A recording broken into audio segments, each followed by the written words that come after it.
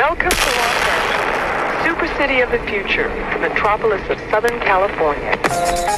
What's the deal, y'all? It's Rich Travis tapping in, man. And if you need the hottest streetwear brand in Los Angeles, you want to shop Yankee Cartel. Make sure y'all hit them up for all that hot new newness. Y'all already know the deal. What happened to your right hand, Reggie the Rat? Did you have a stroke? What's the deal, y'all? What's the deal, y'all? What's the deal, y'all? We're trying to be in 10 and Trap News Network. Back in the same, like cracking the same here at 10 and Trap News Network. Second.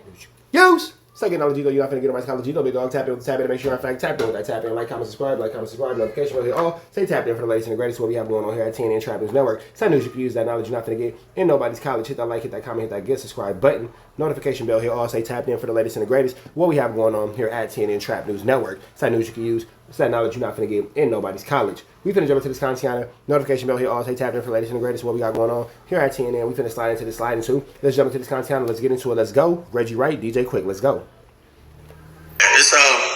It's a sucker out there. I won't say his name.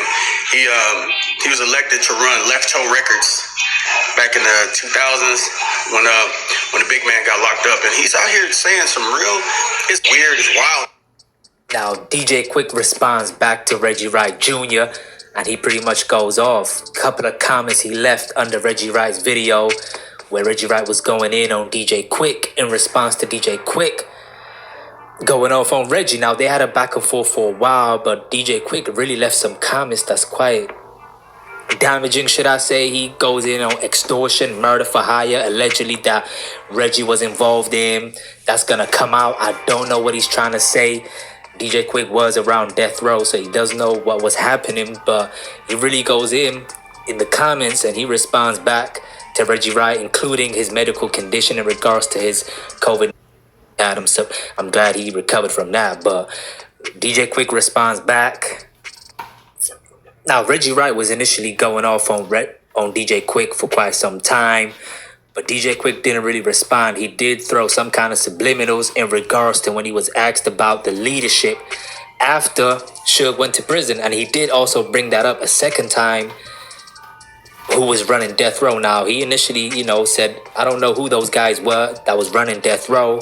They were the dark guys, meaning he was trying to say Reggie Wright, you couldn't really approach him after Suge Knight went to prison. But this is some of the things DJ QUIK had said early on. A time when Suge started to get in trouble, when he got, in trouble and was going to go to prison. Big negativity in the air when he was gone. It was kind of hard. There was no real power there. I had no relationships with anybody other than Kevin Black and Kim Brown. Mm-hmm. Other people were running the company, right? Yeah, see, and nobody knew them. Nobody really. They were like the dark guys. It was like Suge was more personable. Now, DJ QUIK, as y'all know, was asked about his relationship with those who was running the label after Death Row, which was Reggie Wright, and he labeled them, or Reggie, as the dark guys, meaning he couldn't really get in contact with them. He never had a relationship with them, and this might have rubbed Reggie Wright the wrong way. Now, there was another thing Reggie had spoke on. It was about a DP to one of DJ QUIK's homeboys from Treetop Peru who had leaked the All Eyes on Me CD, and pretty much Reggie Wright explains how a discipline was issued, a DP was issued to DJ QUIK's homie. Now, DJ QUIK, Death Row DPs is absolutely diabolical. Told this story in a different way, and he explains it in a much more graphic details. He explains how there was Mac 11s and pistols in his face. He had got stomped out behind that situation, and this is what DJ QUIK said, y'all, which makes him bitter towards Death Row, possibly in some kind of way, who knows? But this is what DJ QUIK said, y'all. Tell us the story of you getting into a fight over a Tupac bootleg. Oh my God, that leaked? I killed over a Tupac bootleg. I had a machine gun put in my face. Man. But I was still defending him. I'm like, fuck it, do what you got. Just manned up. Do what you got to do. This is what we say. Handle your business. I can't run. This motherfucker got 30 shots in it. Yeah. So you ain't gonna shoot me in my back. Handle your handles, bruh. But it was in my car. You damn sure can't run from a machine gun with 30 shots. And ain't nothing you can do about that. And my security at the time, used my car. And, he's a hood nigga. You know what I mean? And he took my car and took the CD out and let his homeboys hear it. Let me get a copy of that. Cool. You know, but I was fancy because back then everybody didn't have CD burners. Them shits used to cost $5,000. So I'm in the studio proofreading and listening to these mixes, making sure that they sound good.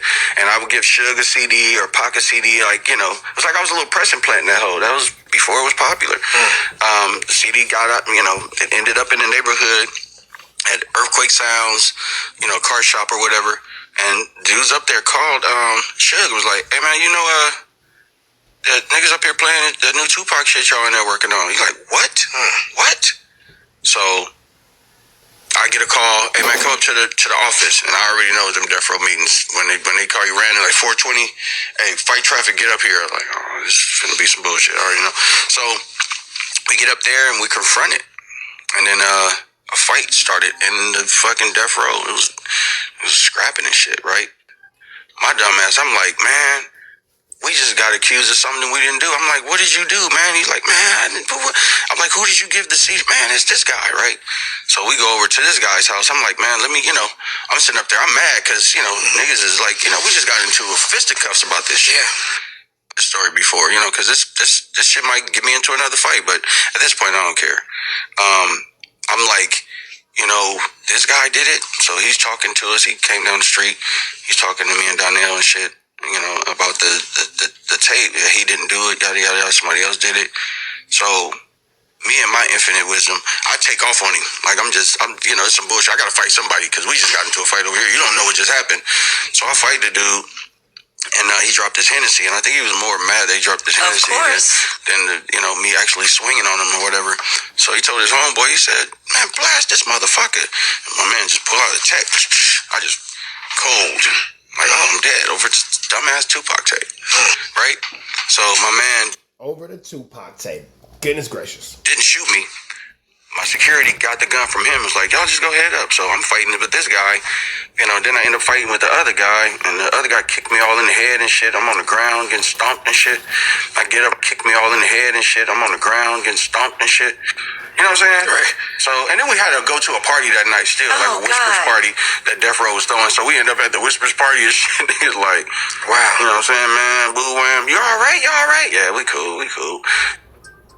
Now, DJ QUIK was having these issues along with the murder of Kelly Jamison of Rolling 60s Crip, who was stomped to death, and many people felt like DJ QUIK was supposed to be charged with that homicide, but nobody was ever charged. And that was something also that involved DJ QUIK, and he had actually spoke about it. Now, DJ QUIK was a marked man by the Rolling 60s after all these incidents happened, especially with the Rolling 60s situation. And yeah, he on that Use a Gangster song, he addressed that, where, you know, the dude from the Rolling 60s got stumped to death at one of his shows. It was an issue, and it became a big problem between DJ QUIK and the 6-0. They would try and come and kill him, especially at a funeral one time. Hit the streets. QUIK performed the song at an after-hours party hosted by Suge Knight. Stage right, like dissing me, throwing up gang signs, like flipping me off and banging on me, and you know, dropping the F-bombs on me. I was ready to fight, and I punched him. I just took off on him.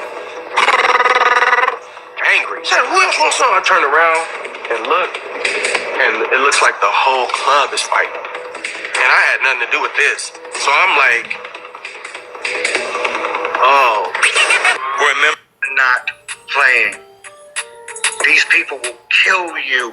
The Compton Crips and the Compton Pyrus were not playing. These people will kill you, and it's people. Top Media TV good for rerunning the Compton, ain't he? Will kill you, and it doesn't take much to get you clipped. People that have come to me with $500 to ask me for $500 to kill somebody that I was having a problem. Pulled up to me and Crawford, and they thought Crawford High C was QUIK. When they saw it wasn't, they moved a little bit to the side, and then other cars were coming through. And so everybody in the church was running out a bit to the side, and then other cars were coming through. And so everybody in the church was running out. There was gunfire everywhere. They always blame it on Suge with everybody else do. You know what I'm saying? He did it. He always try to avoid everything, keep everything down. This is business. This ain't no game, none of this. In the Compton neighborhood where Suge grew up, everybody knows my Pyru gang member. Nobody's more reputable to talk about your good business accolades or positive contributions to the community than your good old friend, heroin. That's right, heroin, aka Heron. Like 32-year-old Heron. C. Knight is a man who gave his friends and family jobs. Bully. And I don't have no respect for him. Witnesses say their son Kelly was beaten to death by up to a dozen death row thugs. Nearly 2 years ago, Kelly had joined friends at this death row party following the Soul Train Music Awards. It was held here at the El Rey Theater on Wilshire Boulevard. According witnesses say Kelly, a 28-year-old construction worker, Little League coach, and father of 3 children, was knocked to the floor, kicked and beaten with metal chairs. Glass from broken beer bottles embedded in his scalp, his face mangled. All because of a perceived slight against someone from death row. The Jamersons blame Suge Knight. I was told that he was aware of that my son was there, was having an argument with someone, and he said take care of it. And that's what they did. He spent a lot of time over there with those guys. You know, it was Suge's gang. It was, or Suge was in. Yeah, they say, legend has it, that somebody received a beautiful payoff to keep that one going because the Rolling 60s was not having a happy time with that one. You feel me? Oh, did it? You know, if you know the mob was just a small gang. You know, on the east side of Compton, and I guess that was where that's where everybody started to congregate. That's where they spent all of their time. Yeah. You know, it wasn't. Bloods aren't bad. That's the funny thing. Bloods are cool. Bloods are hustlers. Mm-hmm. You know what I mean? It's the way the mob was, they were about money. They weren't really about, you know, being gangbangers and going out in the streets and hurting people. They were really just about money. Tupac was. Now, with all these events going on that was surrounding Death Row, DJ QUIK, it would make sense. DJ QUIK has a bitter taste in his mouth for Death Row. I mean, come on, man. The dude almost lost his life. He got stomped out behind things that didn't even concern him.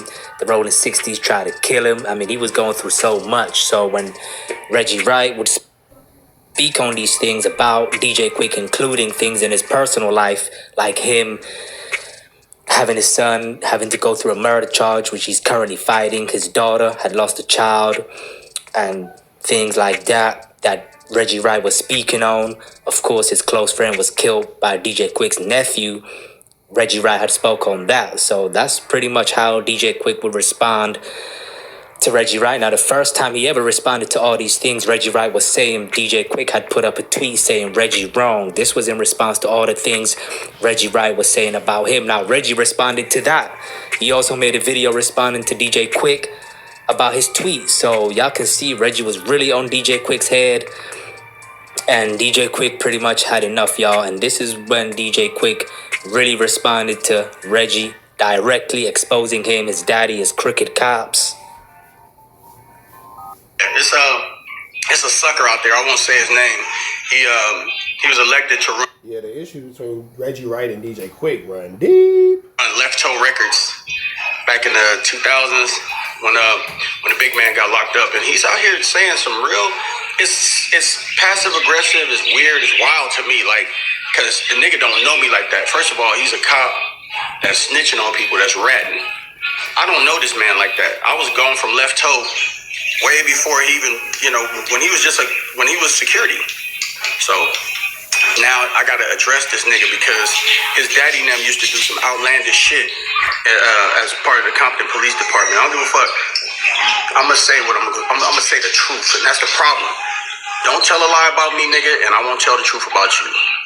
So you need to shut the fuck up. That's what you need to do. And keep my name out your mouth because you don't know me. We never spent time. We never did nothing together. Nothing.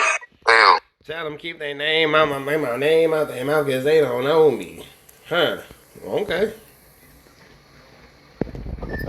All right, y'all. So let me know what y'all think, man, about Reggie Wright bringing up murder for hire and extortion against Reggie. I mean, I don't know if that's true or not. A lot of people always been trying to blame Reggie for the murder of Biggie, if not Tupac, and they always try to say Reggie had his hand on some of the things that was going down, especially being that he was the head of security and eventually running death row while Suge Knight was locked away. I really don't know what DJ QUIK is trying to say by trying to put Reggie in that position where he was trying to say he's accusing him of murder for hire and extortion, but it seems like he knows something. I mean, DJ QUIK was in the mix. He was with the Pavarus at death row. It was said he was at Biggie's party when Biggie got killed. So, I mean, he knows a lot. I just don't know exactly what he's trying to say. And I'm sure even if he does know, he ain't gonna say nothing because he does hold that code of no snitching. But either way, y'all, kind of crazy for him to put that on Reggie. But let me know what y'all think, man, about this back and forth between Reggie and DJ QUIK, y'all. Peace, man.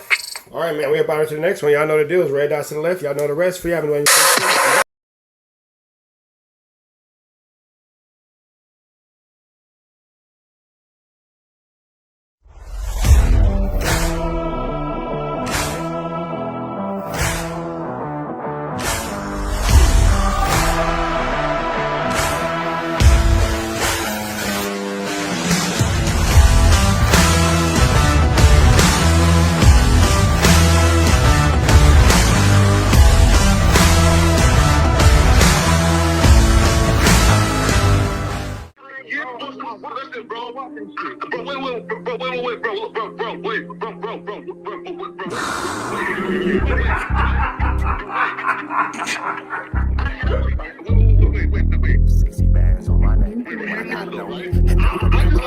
How many shots to the center of a freak, nigga? 3 in his ass, lick his stomach, smell his pinky, nigga. They throwing shots, time to see if them pussy niggas can take it. The nigga whack is a snitch and the jolly niggas a rapist. See, Lush was on to something, tried to act like it was nothing. Said you ain't know that freaky ass taker you was frontin'. Munchie ain't fucking with you and Spider-Loc ain't gon' save you. If you want it, you gon' take it. Stop the freaky ass behaviors. Let's get straight to the point, see, we ain't gotta wait for later. Nigga with your last name kidnapped that girl before he raped her. Said the moms of gang members don't deserve no piece of prayers. When General Butt naked, the kid Tesher is your savior. You ain't gotta stall me out, cause I ain't asking for no favors. Get it cracking right now, we ain't gotta wait for later. Walked into your own building, heard my voice and then you ducked away. Was humble like a bitch, cause you a hoe, stay in your fucking place. That nigga whack and slut and pathetic Flacco's a fucking lame. Whack ain't come outside because he hiding from his fucking gang. Talking like you tough when niggas spitting in your fucking face. T-Row didn't quit, we wouldn't even know your fucking name. Whack in front of Adam, but Adam is how he do you. See, Flacco lied on me and then Whack told me to sue you. Treated Whack like a bitch, you should've seen it, it was beautiful. Now every single week that nigga jolly on my pupil. Is it Fred or is it Frederick? Is it Dave or is it David? All thighs on me. Flock a belly, now you famous. Type of creep nigga is you. How are you and Dave related? Nigga, no means no. You should've told him not to take it. I'm really in the field, you niggas stuck inside the matrix. From BET to the Knicks, down in Compton where your face is. That nigga real jolly got some freaky ass cases. Tryna fake fight Lush cause Adam wanted you to face. You wanna be like academics, making videos like point and shoot. You and Dave the same ass lame. We know the fucking truth. Brick ain't say this shit is a play, cause he don't fuck with you. He not gon' get involved when them real shooters come for you. If you grew up in the land, them thirsties, they would've humbled you.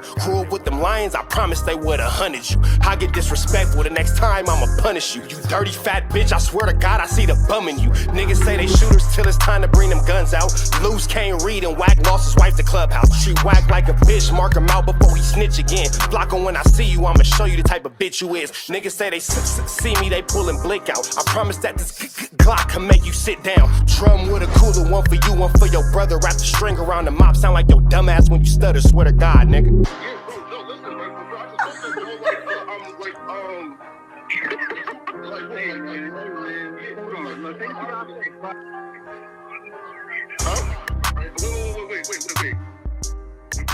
Hear me out though, right?